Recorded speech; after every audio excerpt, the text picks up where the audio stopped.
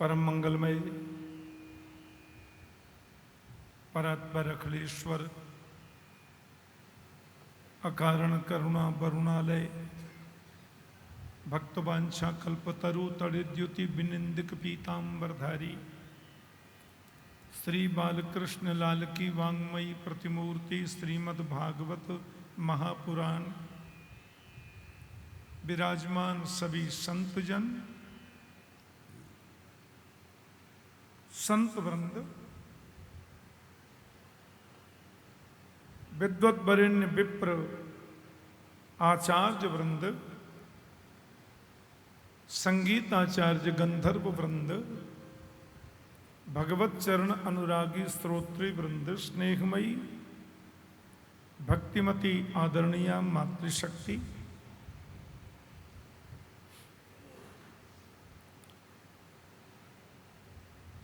संतवाणी TV के माध्यम से भक्तिपथ यूट्यूब चैनल के माध्यम से कथा का जो लाइव दर्शन और श्रवण कर रहे भक्तजन परमात्मा की असीम अनुकंपा से महत्पुरुषों के आशीर्वाद से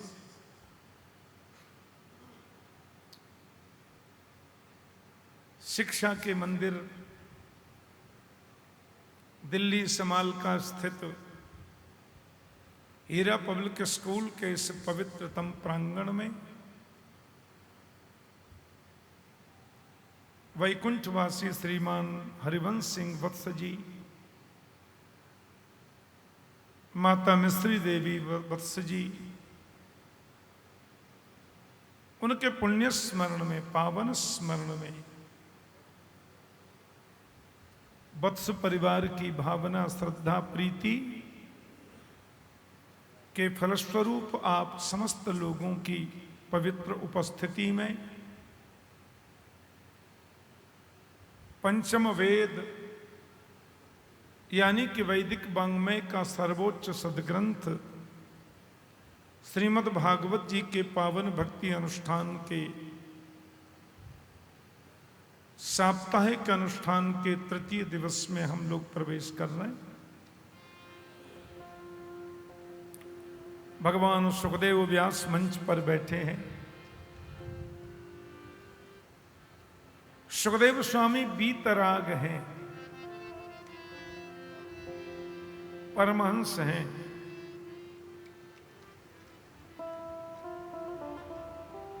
ऐसे अद्भुत योगी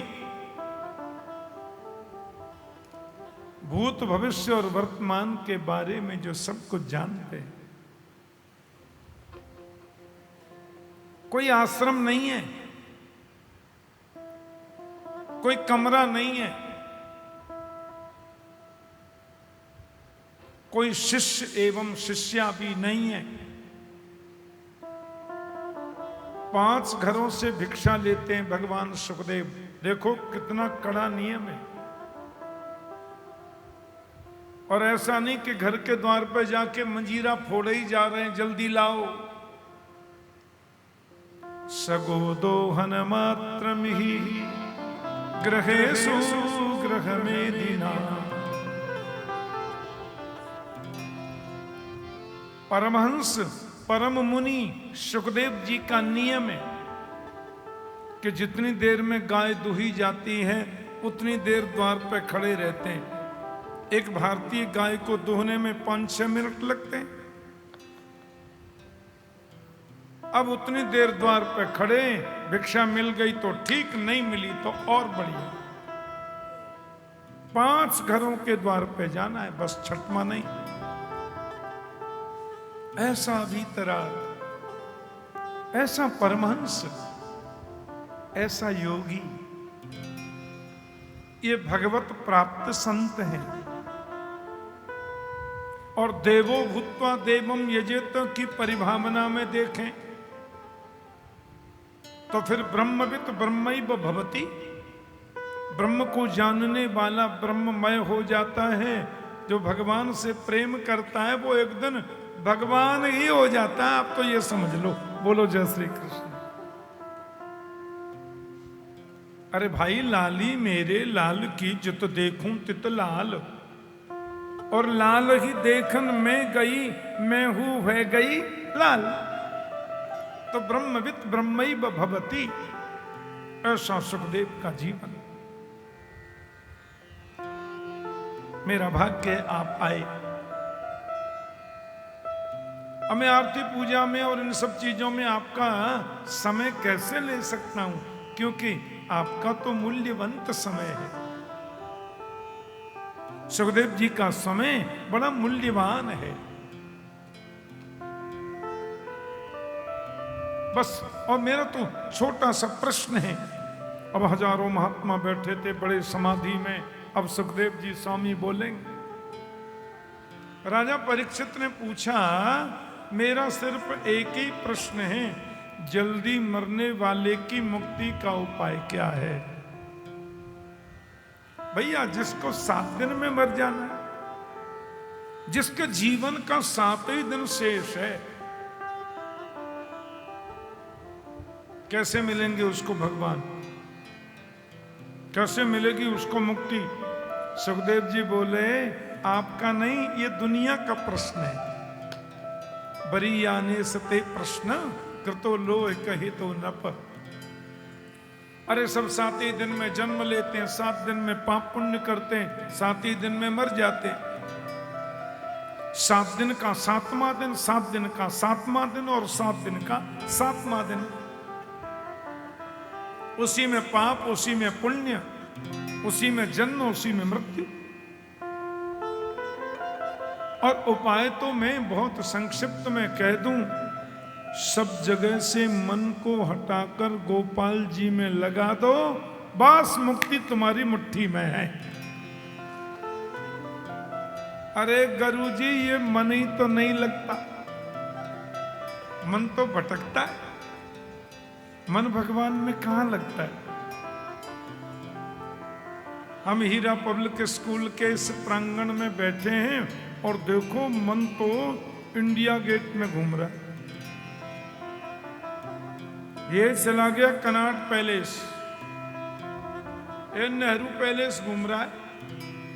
मन बहुत खतरनाक है। प्रमाथि बलवत दृढ़म, गीता में अर्जुन कहते हैं मन बड़ा प्रमाथी है, बड़ा बलवान है और अदृढ़ है। बलवत अदृढ़म, इसमें दृढ़ता नहीं है। और आप कहते हो भगवान में लगा। अरे गुरुजी, हमारे ही बस में मन नहीं है तो भगवान में कैसे लगाएं? परीक्षित ने प्रश्न कर दिया। अरे भाई, तो आसन को जीतो, पहले आसन को जीतो, प्राणायाम से श्वास वायु को जीतो, और अच्छे महापुरुषों का संग करके कुसंग पर विजय प्राप्त करके संग जीतो, और बाद में जितेंद्रिय इंद्रियों को जीतो। और स्थूले भगवते रूपे मनः संधारिये धिया, स्थूल रूप से भगवान का स्मरण करो, चिंतन करो। भगवान ही सबसे पहले थे, भगवान ही हैं। ये जितने देवता हैं और देवी हैं, सब भगवान के आदेश का पालन करते हैं। एक एक विभाग दे रखा है सबको, तुम ये संभालो, तुम ये संभालो, तुम वित्त मंत्री, तुम गृह मंत्री, तुम रक्षा मंत्री, तुम प्रधानमंत्री हैं, तुम शिक्षा मंत्री, तुम ये मंत्री। भगवान ने सबको बांट रखा है। ब्रह्मा जी राष्ट्रपति हैं, बोलो जय श्री कृष्ण। देवराज इंद्र प्रधानमंत्री हैं, ये मान लो आपको।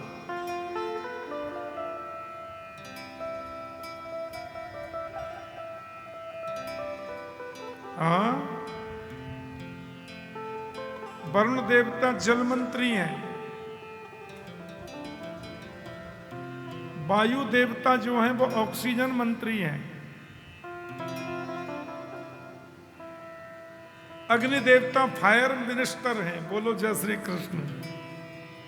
सबको विभाग बांट रखा है भगवान ने। अब भैया जिस जिसकी तुम पूजा करोगे, जिनकी उपासना करोगे, उनके पास में जो चीज है वो आपको देंगे। लेकिन अकामः सर्व कामो बा मोक्ष काम उदारधी तीव्रेण भक्ति योगेन यजेत पुरुषम परम। चाहे निष्काम भाव से, और निष्काम नहीं होता है तो सर्व कामो बा, सारी कामनाओं से गोविंद में मन लग जाए, मेरे कन्हैया के चरणों में मन लग जाए तो भटकाव खत्म, फिर भटकाव नहीं रहता और मुक्ति।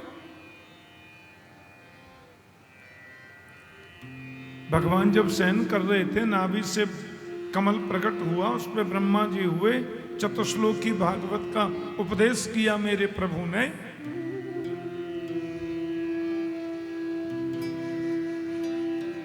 और अंत में कह दिया एतावदेव जिज्ञास्यम तत्व जिज्ञासुनात्मनः अन्वयप्यतिरेकाभ्याम यत् स्यात् सर्वत्र सर्वदा।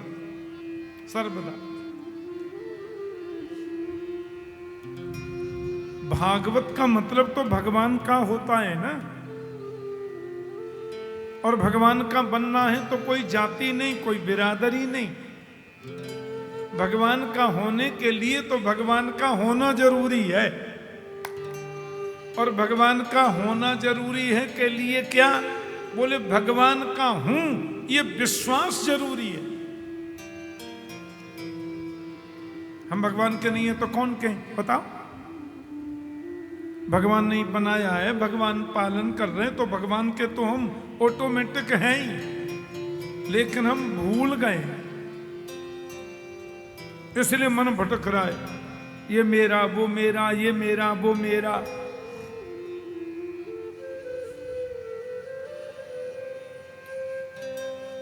भगवान मिलते भी उसी के जो भगवान का हूं ये पक्का विश्वास कर ले।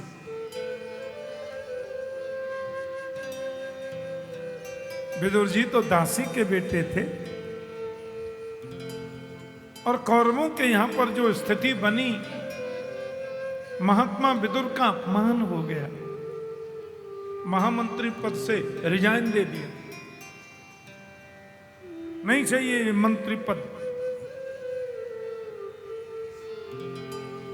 भगवान शांति दूत बनकर के आए और दुर्योधन के 56 भोग त्याग दिए, विदुर के घर केले के छिलके खाए। साग विदुर घर खायो, सरसों का साग पाया।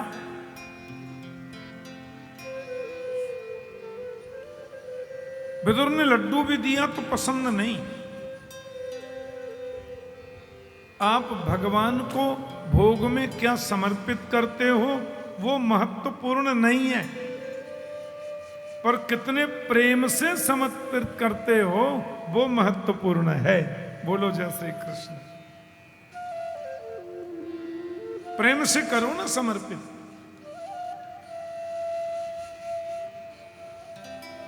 और विदुर का तो इतना सम्मान किया मेरे गोपाल जी ने।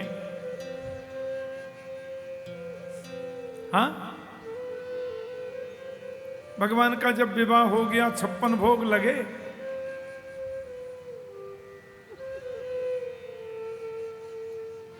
रुक्मिणी मैया बड़ी प्रसन्न थी, हम लोगों ने बनाया, 56 भोग पाए, कैसा भोग लगा, रबड़ी कैसी थी, रसगुल्ले कैसे थे, इमरती गुलाब जामुन कैसी थी, हैं?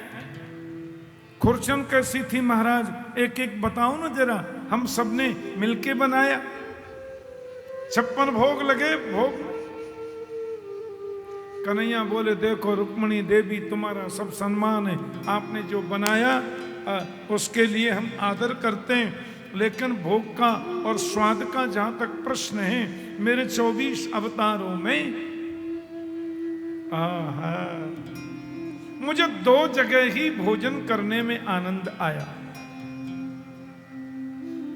24 अवतारों में सब जगह लोग मुझे भोग लगाते हैं, सब अच्छा है, सब कोई कमी नहीं है, लेकिन मेरे आनंद की बात पूछो तो 56 भोग लगाने में जो आनंद मुझे सब जगह मिला भोजन करने में, वो केवल 2 जगह राम अवतार में माता सबरी ने, भिलिनी ने जो मुझे बेर खिलाए, बड़ा स्वाद आया।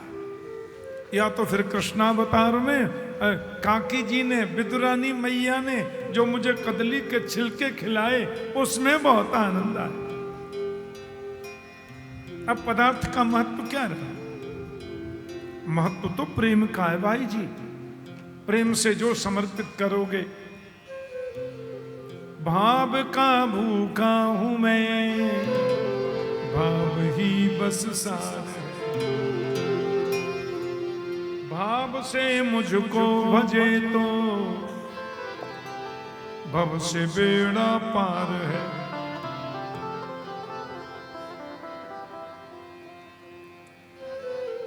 अन्न धन और वस्त्र भूषण कुछ न मुझको चाहिए, आप हो जाए मेरा, बस यही मेरा सत्कार है।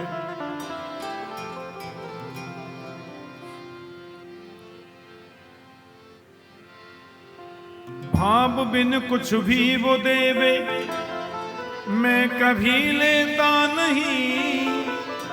भाव से एक फूल भी दे तो मुझे स्वीकार है।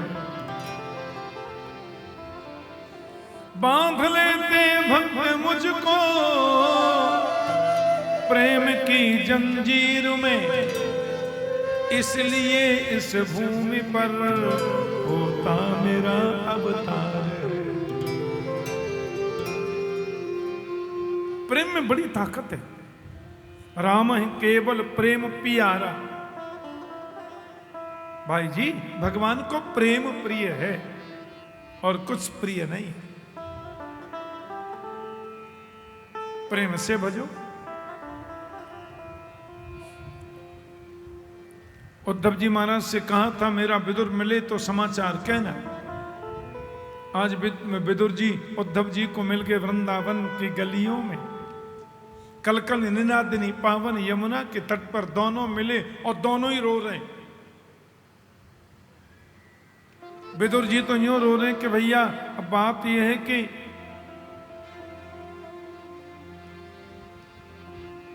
भगवान चले गए। उद्धव ने कहा भगवान चले गए, हम तो उन्हें पहचान ही नहीं पाए, नासमझी हमारी रही।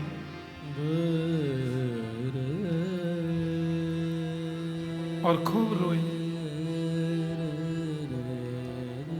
महात्मा विदुर, तुम कितने पुण्यात्मा हो।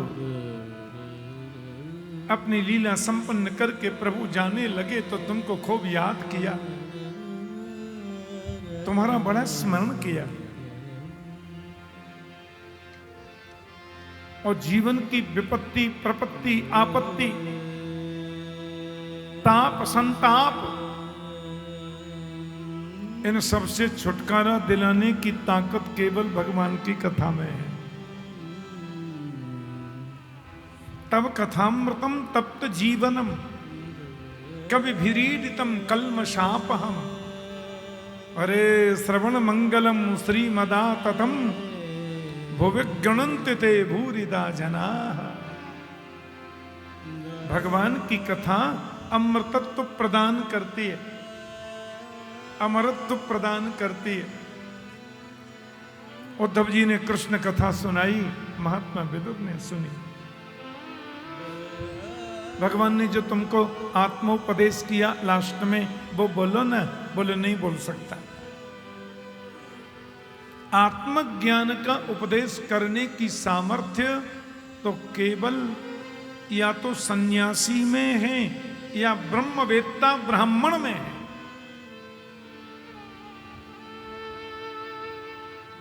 आत्मज्ञान, आत्मज्ञान, मुर्गा की नार मरोड़ के खा गए, फिर बोलते हैं आत्मज्ञान।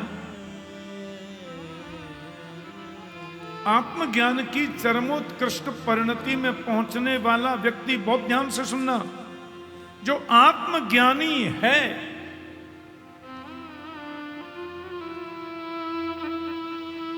उसका पहला सूत्र है, सब में प्रभु को देखता है।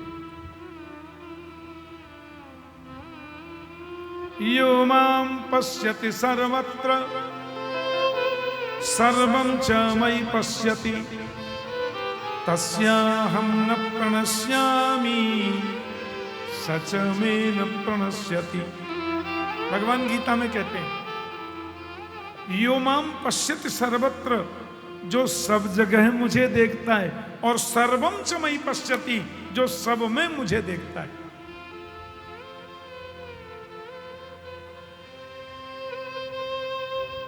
वो न किसी को कभी नष्ट करता और न स्वयं नष्ट कभी होता, क्योंकि मैं होने नहीं देता। बताओ, आत्मज्ञान जिसके अंतस्थ में प्रस्फुटित है, वो जानबूझकर एक चैंटी को भी मारेगा नहीं।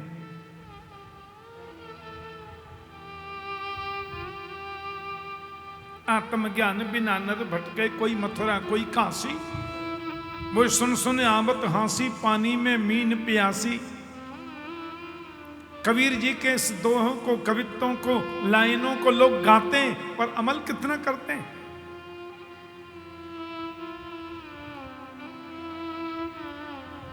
अमल जिसने कर लिया और वेजिटेरियन हो जाएगा। निज प्रभु में देख ही जगत कहीं सन करहि विरोध। वो सारी दुनिया को भगवान के रूप में देखते हैं, तो किसी को मारेगा क्यों, किसी का विरोध करेगा क्यों?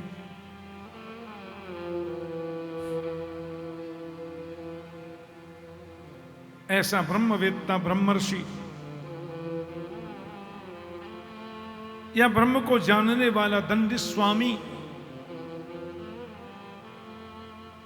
हम तो पामर जीव हैं, हमारी सामर्थ्य क्या है? हरिद्वार में एक संत रहते हैं, मैत्रेय मुनि। विदुर बोले, हाँ सुना है नाम, उन्हीं के पास जा। आत्मज्ञानी है।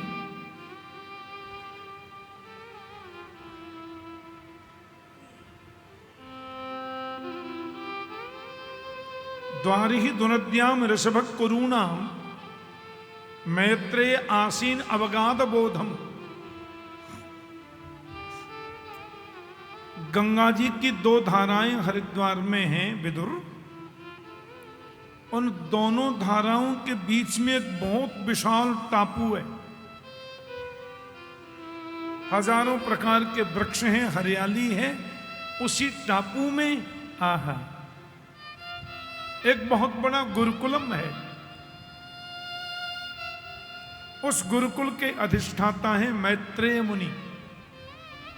अगाध जिनका बोध है ज्ञान का। आप वहां जाओ,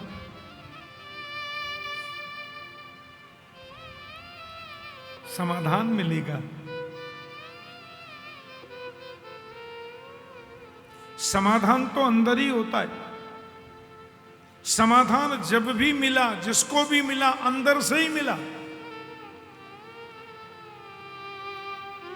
बाहर से तो धूल हटाई जाती है। धूल हट गई तो मूर्ति तो अंदर है ही।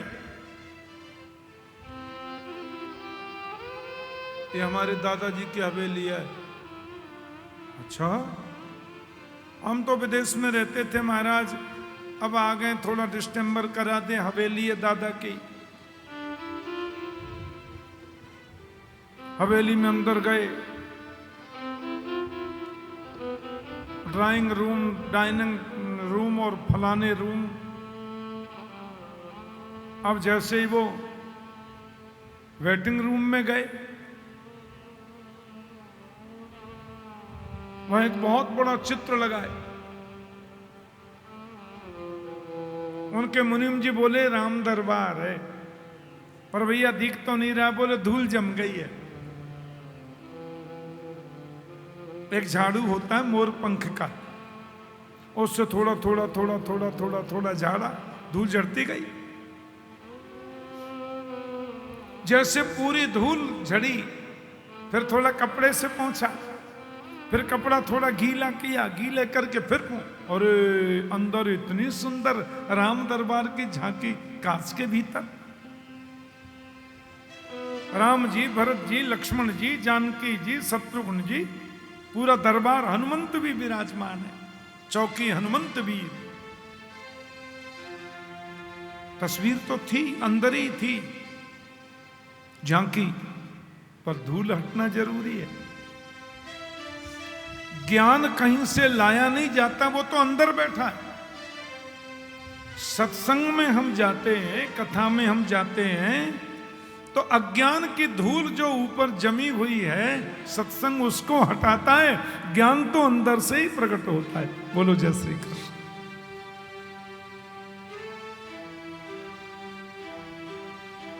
समाधान भीतर बैठा है, सत्संग अंदर बैठे समाधान को बाहर प्रकट करता है। मैत्रेय मुनि ने बहुत सत्कार किया महात्मा विदुर का। ऐसा नहीं कोई आदमी आया, कोई बहुत बड़ा संत आया, कोई जानकार भी आ गया, या जानते नहीं भी हैं पर सुनाए कि बहुत विद्वान है, वो आ गया, घर में घुसते ही कुर्सी पर बैठा, बैठते ही पूछो क्यों आए? अरे क्या मतलब है भाई, पानी वानी तो पूछो।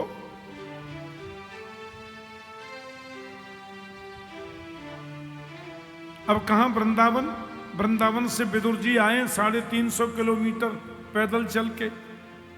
आजकल ये संत हैं, गाड़ियों में तो बैठते नहीं, साधन तो एक से एक अच्छे थे उस समय।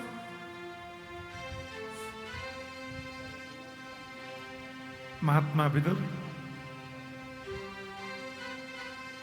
मैत्रेय की कुटिया पर गुरुकुल में आपका स्वागत है। आप जैसा तत्वज्ञ, मनीषी, समझदार, विद्वान, राजनीति का भी मर्मज्ञ मनीषी, विदुर जी की नीति विश्व प्रसिद्ध है, विदुर नीति। मेरे यहां आ गए आप, स्वागत है।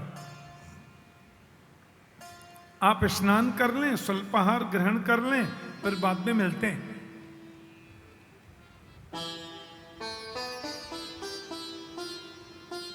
स्नान स्वल्पाहार आदि से निवृत्त होकर के महात्मा विदुर सत्संग भवन में आए।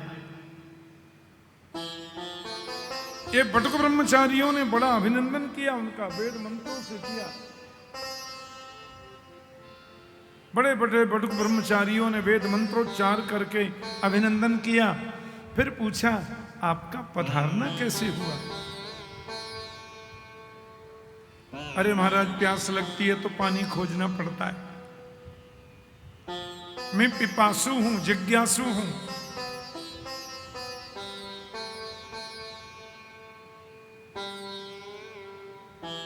दस प्रकार की सृष्टि का महात्मा मैत्रेय ने वर्णन किया। स्थावर, जंगम, अंडज, उद्भिज, स्वेदज, जरायुज आदि आदि। भगवान के अवतार का प्रयोजन क्यों है और किस लिए है? भगवान अवतार लेते क्यों हैं और किस लिए लेते हैं?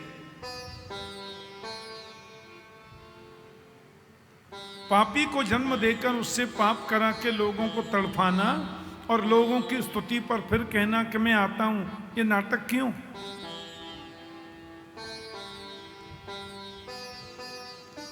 मैत्रेय मुनि कहते हैं दुनिया को भगवान बनाते हैं उसकी लीला है, और दुनिया का मतलब होता है जो दो से चले। द्वाभ्याम नेया द्विनेया और द्विनेया एवं दुनिया। जो दिन और रात से चले वो दुनिया, जो प्रकृति और पुरुष से चले वो दुनिया, जो पति पत्नी से चले वो दुनिया, जो अंधेरे और प्रकाश से चले वो दुनिया, जो विद्वान और मूर्ख से चले वो दुनिया। हाँ, मूर्खों का होना भी जरूरी है। जो अमीरी और गरीबी से चले वो दुनिया। गरीब नहीं हो तो अमीर की कीमत कौन जाने, वो दुनिया। जो गोरे और काले से चले वो दुनिया, जो अंधकार और प्रकाश से चले वो दुनिया। द्वाभ्याम नेया द्विनेया और द्विनेया एव दुनिया, जो दो से चले वो दुनिया।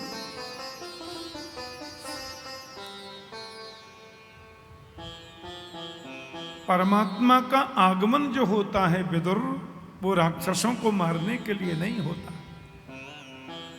किमर्त्यावतारस्त्वमर्त्य शिक्षणं रक्षो बधायैवन केवलम विभो। मरण धर्मा लोगों को अपने चरित्र से, अपने उपदेश से शिक्षित बनाकर उनका मार्ग प्रशस्त करने के लिए परमात्मा का आगमन होता है। रक्षो बधायैव न केवलम विभो। राक्षसों के वध के लिए ही भगवान का आगमन नहीं होता।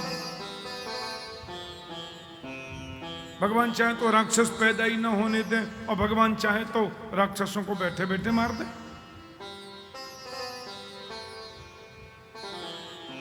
आहा, भगवान भक्तों के लिए आते हैं। अब कूड़ा करकट रास्ते में मिलता है तो लगे हाथों झाड़ू लगा जाते हैं, चलो ये भी सफा हो जाए। कश्यप जी महाराज की जो पत्नी है, बड़ी का नाम है अदिति और दूसरे नंबर की पत्नी है दिति।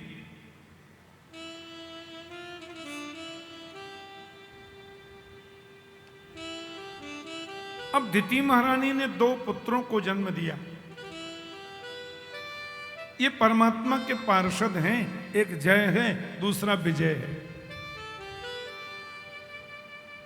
सनत कुमारों का अपमान हो गया था और सनत कुमारों ने उनको राक्षस यानी कि दैत्य बनने का शाप दे दिया था। भगवान भी आगे, मेरे पार्षदों ने आपको समझा नहीं, आई एम सॉरी, माफ कर दो। अरे महाराज आप ऐसा क्यों बोलते हैं? सनत कुमार बोले 3 जन्मों के बाद इनकी मुक्ति हो जाएगी। भगवान बोले तो मेरी बात भी सुन लो। यदि इनको 3 जन्मों तक दैत्य बन के आना पड़ेगा तो मैं इनके लिए 4 अवतार धारण करूंगा, पर इनकी मुक्ति करूंगा।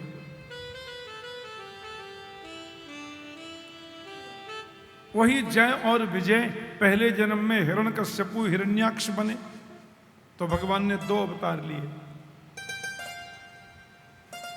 12 और नृसिंह।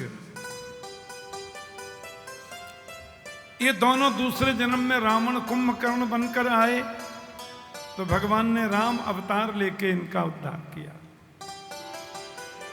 तीसरे जन्म में ये दोनों बन गए शिशुपाल दंतवक्त्र तो भगवान ने कृष्ण बनकर पधारे। इनके 3 जन्म हुए, भगवान ने 4 अवतार लिए इनके उद्धार के लिए।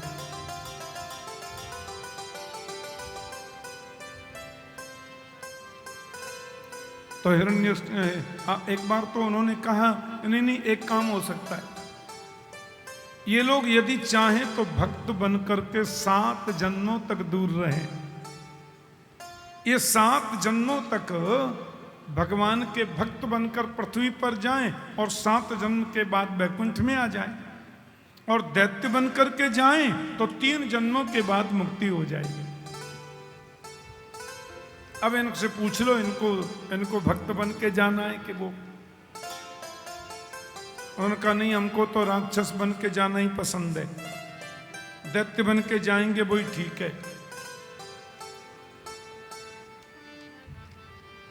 क्योंकि एक तो भक्तों की उम्र लंबी होती है, ध्यान से सुनना। जैसे शुगर के मरीज होते हैं उनकी उम्र लंबी होती है। हाँ,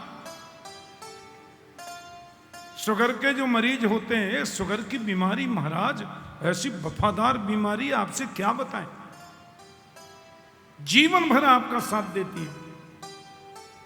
एक बार यदि आप पर हावी हो गई, तुम कुछ भी कर लो जाएगी नहीं। जब तक राम नाम सत्य नहीं हो जाए तब तक छोड़ेगी नहीं। ऐसी वफादार संगिनी, ऐसा संग निभाने वाला दूसरा कोई रोग दुनिया में है ही नहीं। शुगर। अच्छा, शुगर के लोगों की उम्र लंबी होती है। क्यों? क्योंकि वो सावधान बहुत रहते हैं, वो लापरवाही नहीं करते। शुगर के मरीज हो रहे मारा पूछो मत, ये no no no no no ना ना ना भैया हमको शुगर ना, हम नहीं खाएंगे। अरे एक रसगुल्ला ना ना ना ना निचोड़ के लाओ, इसका पोस्टमार्टम करके रसगुल्ले का लाओ तो देखेंगे, फिर खा सकते हैं।